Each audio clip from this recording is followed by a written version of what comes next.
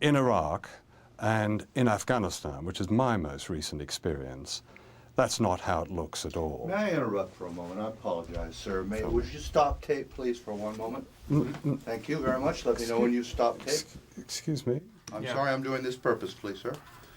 Have we stopped tape? This is very serious. I was not under the impression, sir, that Mr. Fife Minder, an Army colonel, suddenly stopped the interview as I had pursued the question of civilian deaths. I agree. Over at the State Department, Undersecretary John Bolton concluded his interview with his own insight into my line of questions.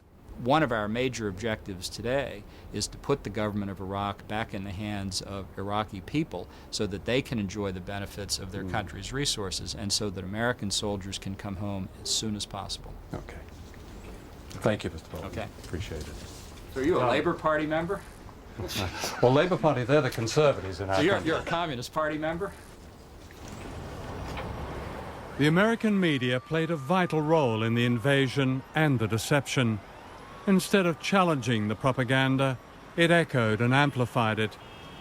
Well, I believe if the media had been more aggressive and more tenacious towards getting the truth, there's a very, very good chance we would not have gone to war in Iraq. It's pretty clear to me. But there is a fear and paranoia by journalists who realize they can't always report everything they know and that their editors will not.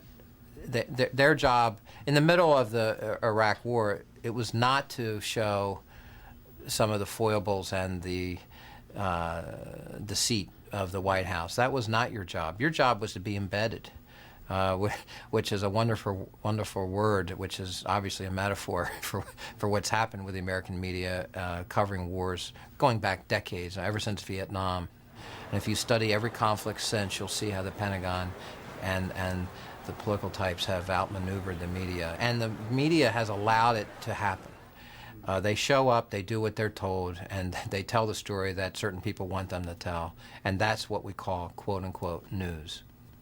I would go on television in the United States and Fox News and the CNBC and the like, and I would talk about the importance of applying, the Geneva Conventions and how, in fact, the Geneva Conventions protect everybody. They protect American soldiers just like they protect, they protect the good guys just like they protect the bad guys. And I'm treated like, like a traitor, like I'm committing treason.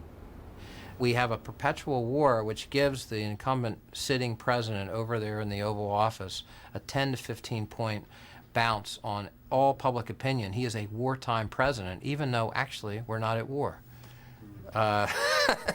There's something really weird here. The truth, fact is fiction, fiction is fact, war is peace, peace is war. What the hell's going on here?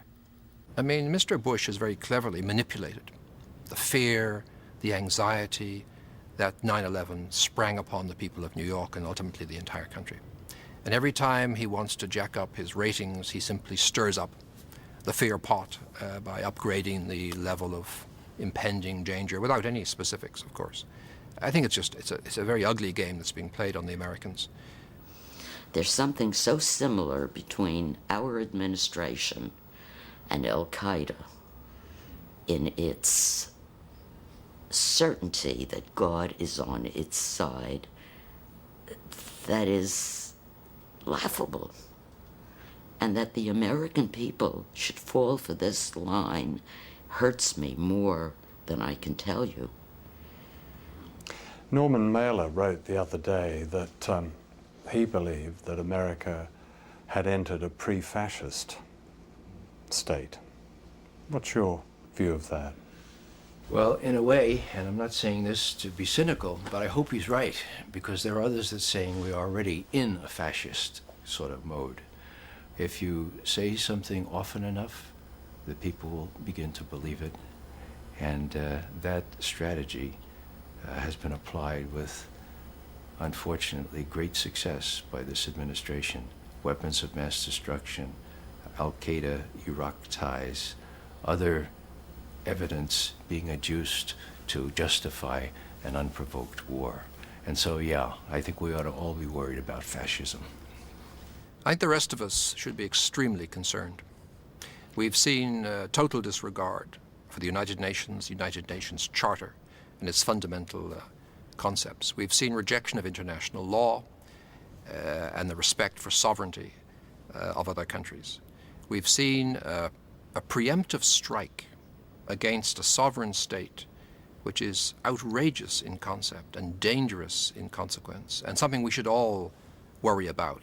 And every country that now is threatened by Mr. Bush, which is his habit, whether it's Iran or North Korea or Syria or Libya or others, it's an outrage that we should stand by and allow these countries to be threatened by a man so dangerous that he's willing to sacrifice American lives and worse, the lives of others, whether they're Iraqis or Afghanis and possibly Syrians and others, in some mad aggression.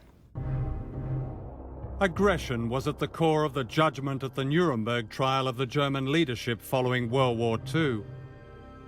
The judges decided that unprovoked aggression was the supreme international war crime, which contained all the evils of other war crimes.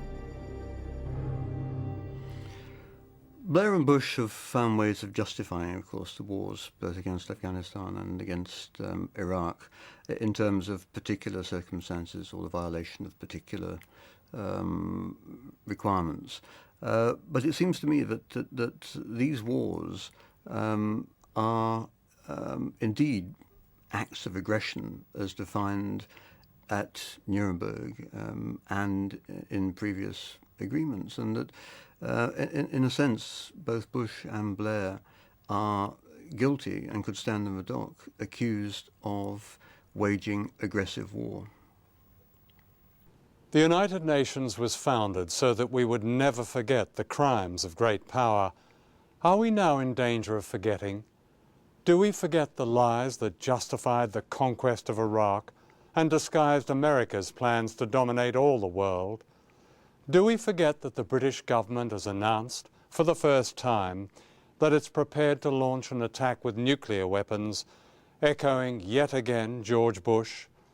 And do we accept a distortion of intellect and morality that empties noble words like democracy and liberation of their true meaning, that says it's wrong for a terrorist to kill innocent people, but right for governments to commit the same crimes in our name?